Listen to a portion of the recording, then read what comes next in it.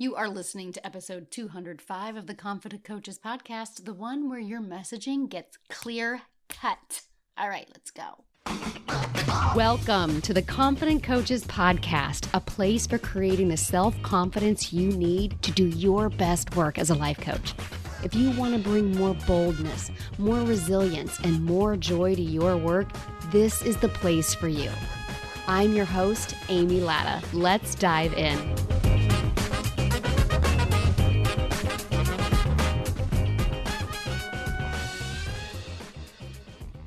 Coach, how you doing? Coach, consultant, friend of mine, listener. I'm so excited that you're here with me just every day. And okay, this is going to be a little goofy, but have you met me? It's October 10th. It is October 10th, not the day that I'm recording this, but the day that it's dropping. And that means it is exactly 6 months until I turn 50. What does that have to do with today's episode? Nothing. Do you need to know about it? Kind of, just a little bit. It's just funny because like back in the day, my dad would have said the downhill slide to 50, and instead I'm ridiculously excited. And all I'm saying is that there's a very good chance over the next 6 months that this space that we share together is just going to get spicier. There is one thing that it has taken me, 49 and a half years to figure out is I'm literally just getting started. So this doesn't have anything to do with today's podcast episode, but I'm going to just plant that seed into your mind. It doesn't matter that you are 6 months or not 6 months or when your birthday is or how old you are, but I just want to plant the idea. What if you're just getting started? Oh, I know. I am just getting started. And I'm going to invite you to keep coming back here every week and fire meet fire. Let's go burn some shit. It's not completely unrelated. So as I talked about last week, I'm doing a podcast series where I'm going every week. There's going to be 8 episodes total. I don't know if they're going to be all in a row because 8 episodes is a lot, and there are some interviews that I want to have. So we'll see if it's going to be 8 in a row. But this is part of the series that I started with episode 204, which just a week ago, October 3rd, on the 8 steps to becoming your bestest client magnet. Something that they are drawn to. And not something, you're a human being. In the market, when we are out there in the world, and listen, guys, I want to tell you, like you right now, if there's one thing that I have learned, you can apply this to non-business. You can apply this to friendships and just, we could, this is not a relationship podcast, but we could take this entire conversation and just we could flip it on its head and even talk about relationship-wise, right? We're talking about stripping away what isn't you so that you can put yourself, it's not even putting yourself out there. It's becoming this version of you that is who you've always been. And you're just like, this is what you're known for. This is what people expect from you. And I really want to offer to you that you are allowed to evolve in it. Last week I talked a lot about like, what would your TED Talk be? And that was not the main point. I do know that some people listened to last week's episode because I got some private messages and they really took like, here's what my TED Talk would be. That was just one doorway into what do you want to be known for. Your TED Talk might be a subset of what you're known for. It's less about that and more about people's experience of you. And when a subject comes up, like this is what I want you to imagine, that these first couple of episodes in this Elevate Your Income, Become Your Bestest Clients, become a magnet for your bestest clients. when you're thinking about this, we're talking about a group of people having a conversation somewhere, and a specific subject comes up. And somebody's like, oh, you know who would love this subject? You know who has a lot to say about this? You know who I was just listening to last week? So-and-so. And your name is the one that they think about because it's so clear and so obvious that this subject matter and the angles from which the people are interested in talking about that subject matter and the kind of vibe that they're attracted to, you are the person that comes up in their mind. Like, there are people out in the world who talk about things that are important to me, but, like, their vibe and how they come across is not my flavor, right? I'm trying to think, there's got to be an analogy here, right? There's food was the first thing that came to mind, right? Like, lots of people could make, this is literally off the cuff, Italian dishes, right? Spaghetti. Let's go with spaghetti, right? Lots of people could make spaghetti, but everybody's going to make it so different, right? And, maybe this one's got a little bit of kick. This one's a little bit more tomatoey. This one is, I don't know enough about spaghetti and all the variations that it could be, but, this one is a little bit elevated over here. This one's, super sweet. This one's super spicy. All of the different variations in between, and people are going to be like, oh, I like this. I like spaghetti, but I like this person's spaghetti. Yes, I realize I've just reduced all of us to a big bowl of pasta. You're welcome. I did happen to make a pretty fabulous bowl of pasta. I blended in some vegan cream cheese and kicked it up with a bunch of red pepper flakes, and I blended in shrimp and asparagus. See, it's a different spicy flavor. And this is what I want to help you find for you, so that when a group of people are hanging out and they're having a conversation about messaging, maybe, and they're thinking, you know what? You like irreverence. You like ADHD and Gen X references. You're funny. You like humor. You like talking about really powerful, distinctive messages. Amy Latta's your gal. That's who you need to talk to. That's who you need to start listening to. What's that for you? That's what I want last week's episode and this week's episode to help you figure out, to help you step more into whatever that is for you.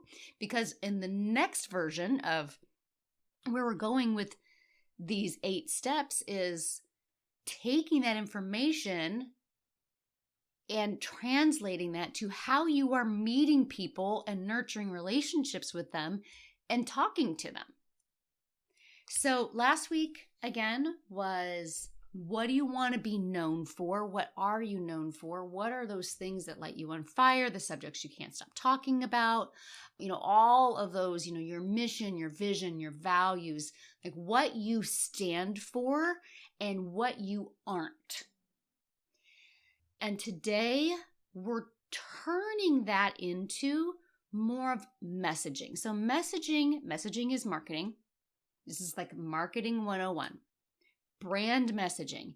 And we won't get into all of the nitty gritty, but there's internal messaging, there's external messaging. We can break it down into a very, academic breakdown. I want to make this very usable for you. The simplest, clearest explanation. So when you hear people talk about messaging, and I'm sure you hear it and see it everywhere, your branding, your messaging. So your branding is the larger umbrella. Messaging is something that's underneath that, because your branding is also going to include the visual aspects, your fonts and your colors and the kind of clothes that you wear. Branding is the entire package, and messaging is the tone and the vibe of your company in the market. And I just want you to think about how there are a lot of coaches, consultants, creatives offering similar results to a lot of the same groups of people. And you know why they should hire you and no one else after last week's episode. Now it's time to communicate that. That comes through in your messaging. right? It's like once you establish it for yourself, you need to figure out how to put that out into the world. So this is where we start talking about who are these bestest clients? If you're going to become a magnet for who these bestest clients even are, who are they? We've had conversations around this topic. I entered it through a slightly different doorway in this episode, but we've talked about this before. Who are they? What do they do? What do they hate? What do they wish they had more than anything, right? So the first thing, this is very marketing 101, but it is really helpful for you to know their demographics and their psychographics. So your demographics are like the qualitative things like age, gender, marital status, parental status, income, job title. You don't have to actually define all of those, but it's good to think about like what are those aspects of your ideal bestest client. I want to be really clear. We're not boiling people down to labels and quantitative numbers, but this can help you think about the language that you're using and the things that you're talking about. Are you talking about it to the right people? This necessarily isn't an example of demographics, but I think about if I'm trying to market, and I'm not, I don't have this in existence. I have one-on-one coaching, but actually that is a great example. So you can work with me one-on-one. If you work with me one-on-one, the price point goes into a high ticket price. If you work with me in a group, the price point is quite low, and it's the working with me one-on-one where you're going to get a very high level of service, and I market that level of service to somebody who is, they're already in business. Maybe they want to rebrand. Maybe they need help navigating through a crisis. Maybe that's, I've worked with somebody where they wanted recently where, they wanted to create the same amount of income, their same 100K year, but they want to do it with less hustle. There's so many different ways, but I'm talking to an established business owner. I'm talking to somebody who has those funds in the bank already to be able to invest at that high level. So it wouldn't make sense for me to spend a lot of time talking to somebody as if they have another job and they're experiencing financial struggles and they need a lot of help with belief in themselves that they can even do this thing. Those two things don't make sense. This is why it's important to know the demographics and the psychographics of your ideal client to make sure that what you're selling them, what you're known for, matches who you're talking to, right? Because I do have a program, free to paid coach. That's $1,000 that you can spread the payments out. That would be perfect for somebody who doesn't have thousands of dollars ready to spend, who might still be working a full-time job or a part-time job. And they want to be able, that matches more for them versus when I'm talking about my high touch, high investment. You get so much more of me when you work with me one-on-one. I want to know who I'm talking to. So I want to be really clear that this is to help you make sure that you're talking about the right program, the right product to the right group of people. Demographics are quantitative, psychographics are qualitative. And that means quality. What's important to them, their values, lifestyles, needs, wants, concerns, hobbies, attitudes, right? So, psychographics for me, I'm going to appeal to a liberal or progressive-minded person. I talk a shit ton about the patriarchy. I talk a shit ton about, how we are socialized. So that's going to appeal to a certain group of people, and it's going to repel a different group of people. There are people who have, because they've dropped into my DMs, who have said, I would never hire you because you talk about these things. They have a different set of psychographics that does not match me. And I'm not going to spend my time trying to convince them that they should match me. You see why knowing what these things are can be really important, because sometimes you will put energy in trying to convince people that they need marketing through a feminist lens and conversations around socialization and patriarchy, but that's not their psychographics, and it is not a good use of my time nor my energy to put a lot of marketing out there. So this is why it's good to know. What are your ideal audiences, demographics? What's your bestest clients? And I don't want to say ideal audience. I want to talk about your bestest clients. And yes, I use the word bestest. It's an old joke. I think I mentioned it in last week's episode. I've been using the word bestest for literally 30 years. It's a made-up word. Me and my bestest friend of ever, Kimberly, made it up 30 years ago. I'm still using it. So what are your bestest clients? Not just would be nice to work with, but like your ideal bestest. These are like, yes, your people. Their demographics, their psychographics. And now let's start talking about, what are they worrying about? What do they wish would change? What would they like to change that they haven't yet? And we've talked a lot about this. How is this affecting them specifically? Like right now, I don't know when you're listening to this episode, but what is happening in their life where this is affecting them? It's Tuesday. What's happening? I don't know if it's Tuesday morning, if it's Tuesday afternoon. What is happening right now where this thing that they wish would change, with this thing that they would like to change, how is it directly affecting them? And your willingness to think about over the course of a week. Think about specific moments during the week. Sunday nights, Wednesday after lunch, Friday afternoon, Saturday mornings. How is this affecting them? This thing that they wish that they could change, this thing that they would hire you for. And then knowing what is in their way. How I'm talking about what's in their way, I'm talking about it very differently than I have in the past. Because before, a lot of times I would talk about, the obstacles that they need to overcome were so often internal. And this is for lack of better words, I've changed my tune, friends. In terms of your clients don't need fixed. They're not broken. However, there's probably rules that they're following that they don't realize they don't have to follow.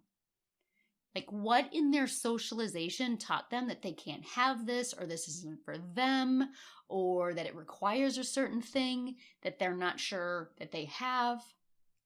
What's in their way is almost always something that's outside of them, and how they've adopted that obstacle that is outside of them. Like you're picking up what I'm throwing down. It's almost always rules or something that they've picked up somewhere that is technically outside of them, and they've just decided that it's true. What are those things that are in their way? And then what do you teach them? This is where you can talk about your process. Like, okay, so here's this person. And demographically and psychographically, they are your bestest client. Here's what they're worrying about. Here's how it specifically is affecting them during the week. Here's the thing that's in their way that they aren't overcoming. This is where you step in. Like 3 to 6 steps that you would walk most of your bestest clients through. Doesn't mean you don't adapt the steps to each, to specific needs, but no, what's the first thing that they need to know? The second thing they need to know, and so on and so on. Now, if you start getting into like 8, 10, 12 steps, you're probably starting to bring in like specific tools. I want you to go a layer out from that, because that's a separate question of like, what specific tools might you teach somebody?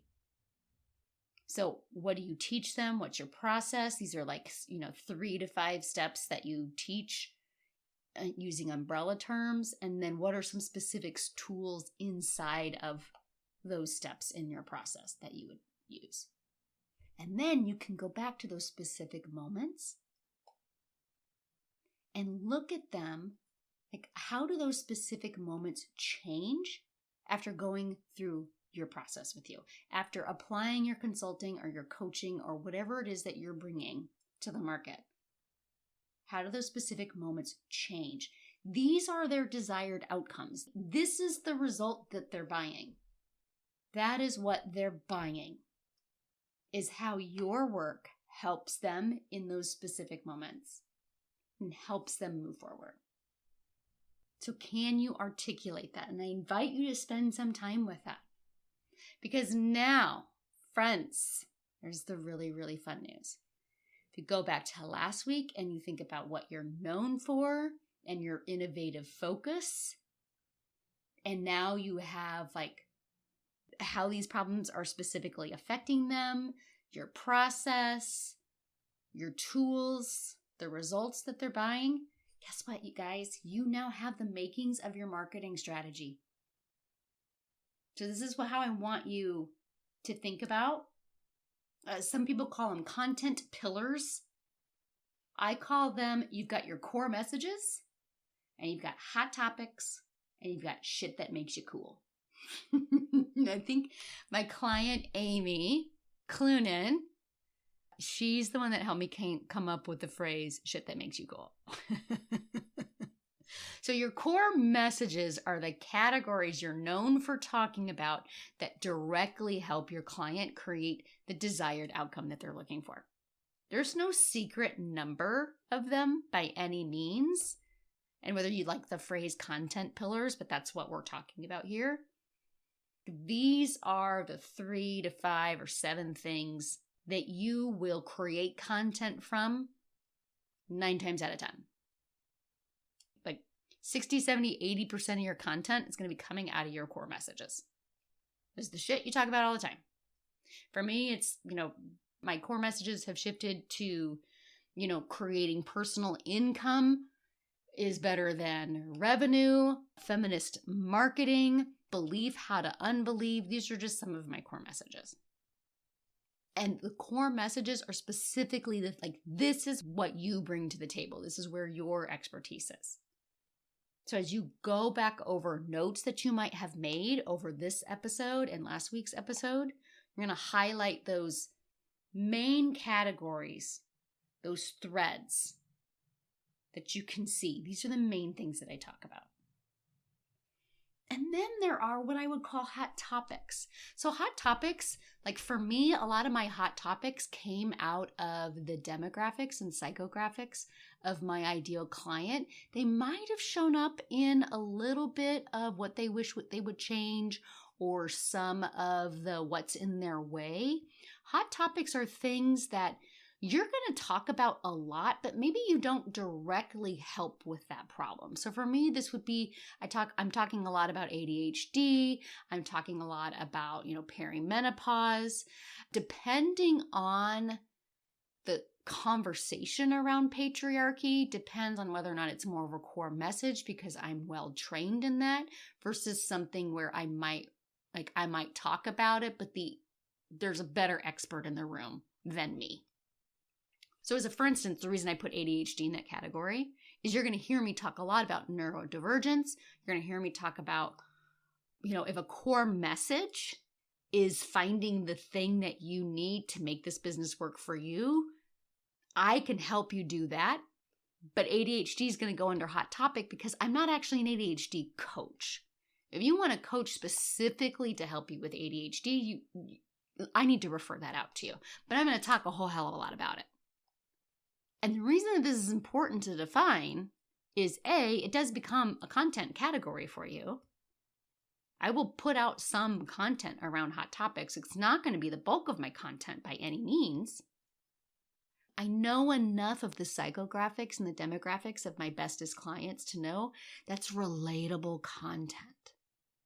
And it becomes a doorway to start more conversation. And it becomes something that puts out a lot of goodwill. You know what? Amy's always talking about ADHD. Maybe you should reach out to her. And then that person reaches out to me and we have a great conversation. And ultimately, I refer them to my ADHD coach if that's what they're specifically looking for.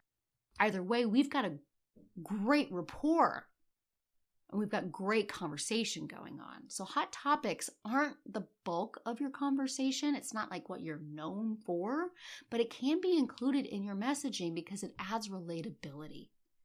And it lets your people know that they understand that you have things that are affecting their life that might be outside of what you specifically help them with. And you aren't necessarily trying to be a jack of all trades for them, because that's your core messages. What they need to hire you for is in your core messages. Picking up what I'm throwing down, I have found this to be a huge added asset.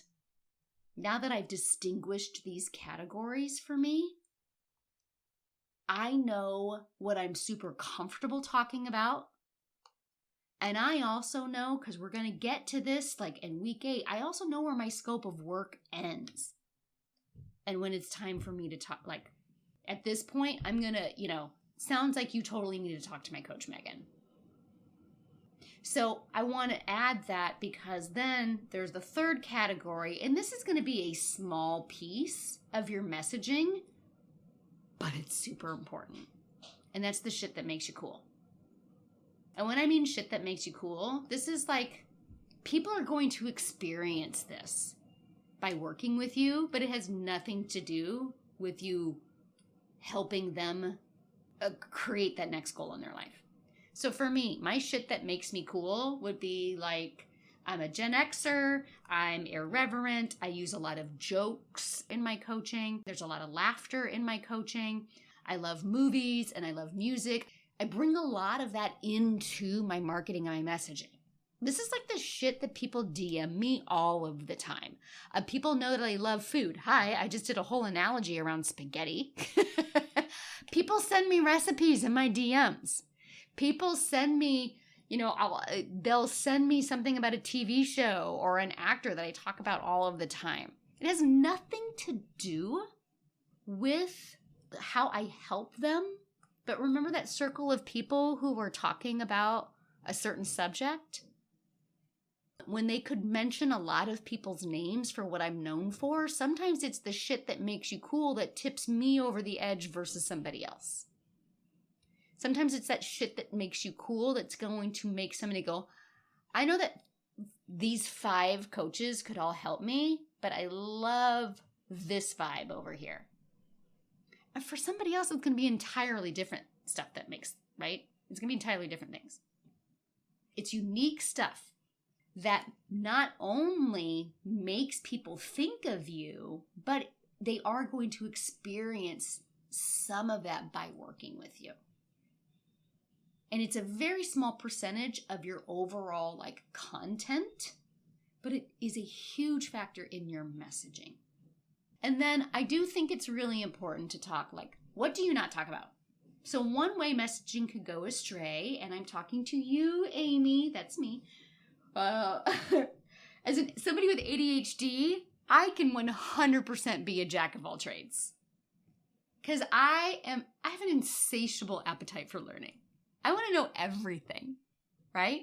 And sometimes, and I have gone back and I have seen where I will go on a month-long tangent on something that doesn't really have anything to do with the work that I do. Or it's not my area of expertise, so why did it suddenly become 75% of my content? My core messages should be 75% of my content. So I think it's important to, what are you not an expert in? What are some things you're just flat out not going to talk about at all?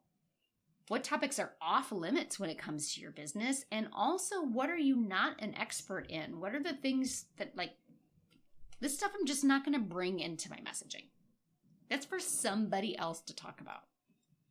And it can be either because you're not the expert in it, a lot, you're not the expert in it, or it could just be that's a topic I want completely separate from what I'm talking about. So as important as it is to know who you are and why you, and the shit that makes you cool, and the core messages that you're going to bring to the table that makes your messaging so clear cut, one thing is to strip away what you don't talk about. Now we've just fine-tuned it, right? Now we've sharpened it even more. So the last part of this conversation comes down to, really we're just going to, your voice, but I like to describe it more as it's your vibe.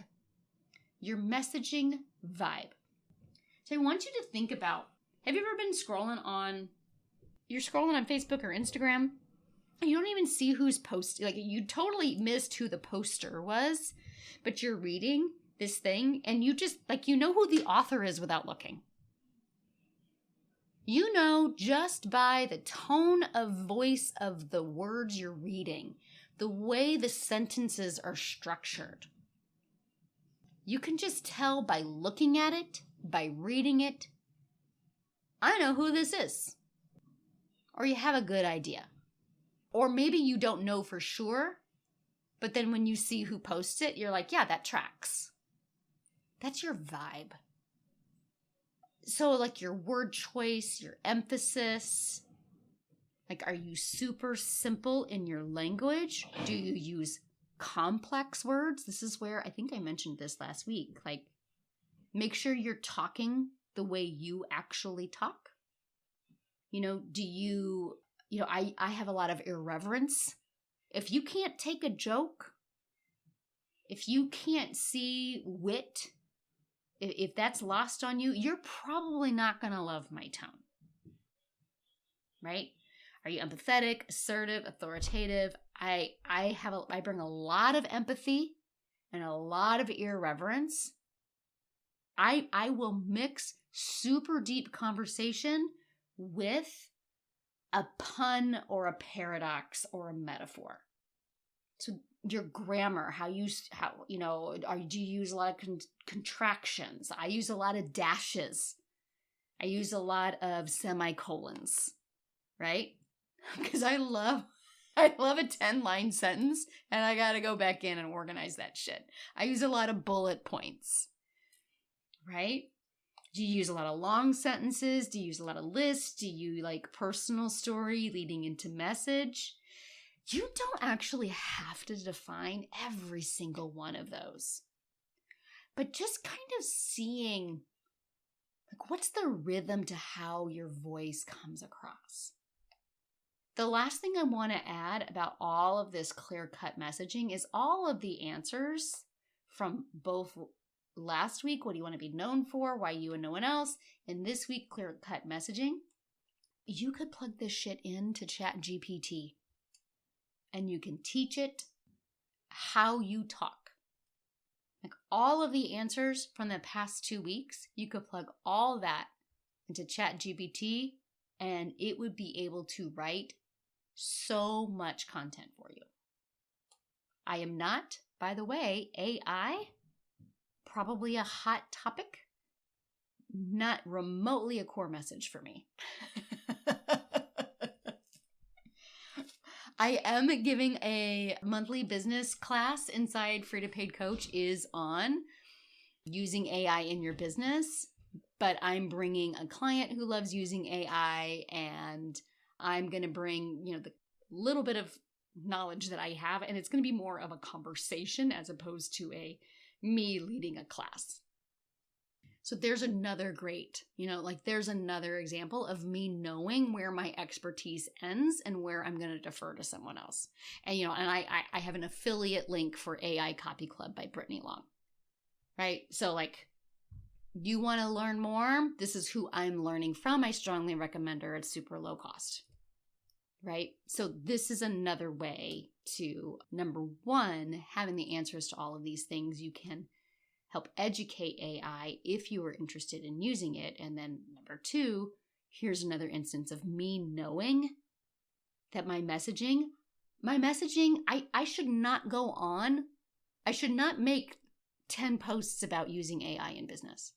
I might make one, might mention it while talking about something else, but it would muddle my messaging if I suddenly started talking a lot about that because it's not what I'm going to sell to people. So these are some of the conversations I want you to be thinking about as you define these things. That is this something that you really want to bring to the table? So Elevate Your Income, the first marketing intensive, is happening right now. And that each of these 8 weeks is me sharing what we're doing inside these rooms. And we had a conversation today about I don't know what to, like, I described it as like an all-you-can-eat buffet, and you like everything in the buffet, but you're not going to make a plate of literally everything because you can't possibly consume all of that. And while you might like everything on there, you have definite favorites. And there was a conversation around, yeah, but like, what if my favorites aren't my bestest clients' favorites? And I'm like, then they're not your bestest clients. If what you're super passionate about and what your expertise falls into and what you want to be known for doesn't meet every single one of the needs of your bestest client, that can be okay. Because for your bestest clients, you're going to be more of a match. And also, trusting your bestest clients that the tools that you're going to bring to the table can solve the problems that you're telling them of what you're selling them. And if they do need, so as for instance, if I'm talking about all of these things and I come across somebody who is utilizing all of my tools and is feeling amazing, but they need specific ADHD help, I'm not going to suddenly put ADHD on my plate. They can still get 90% of what they need from me and then get that help for that other thing from someplace else, knowing that they can still converse with me about it. And this is really important. Resist the temptation to be all things to all people, or even all things to your bestest client. Be what you are and be so clear in what you are. And trust that your bestest clients can discern that. And that you're not convincing people that they need what you're offering them. Assume that they are ready for the message. All right. How you feeling? How are you feeling? I'm going to put like a stopgap here. If you have listened to last week's episode and this week's episode, you don't have to do it socially. You don't have to do it publicly. But I would love to hear from you via email or DM. If you want to post about it in the comments of the post for the podcast, you certainly can. If you want to pull it up into your stories and engage with me that way, you can engage with me publicly. But I would love to hear, whether publicly or privately, how these 2 episodes are landing for you. How are you utilizing these? What nugget are you going to implement? I would love to hear from you. We don't have to share anything publicly unless you're totally comfortable with that, but I'm legit serious. This work is so important to me, and I would love to hear how you're implementing it. All right? I can't wait to see what you create in this world. Until next week. Coach, it's time to sign your first free client, your first paid client, your next client, and to learn how to do it consistently and having a hell of a lot of fun along the way. This is exactly what you're going to do in Free to Paid Coach. It's the only program giving you step-by-step what to do to become a paid coach and step-by-step how to handle the roller coaster emotions that come with doing what you need to do to become a paid coach. If you know you can't not do this life coaching thing, but believing that you can do it, handling rejection, and remembering how to do all of those things shuts you down, the Free to Paid Coach community is waiting for you. Find everything that you're looking for inside. It's only $1,000, payments are available, and then you are in forever. Visit amylatta.com/FTPC to join us right now. See you inside. Let's get paid, Coach. Thanks so much for listening to the Confident Coaches podcast. I invite you to learn more. Come visit me at amylatta.com. And until next week, let's go do epic stuff.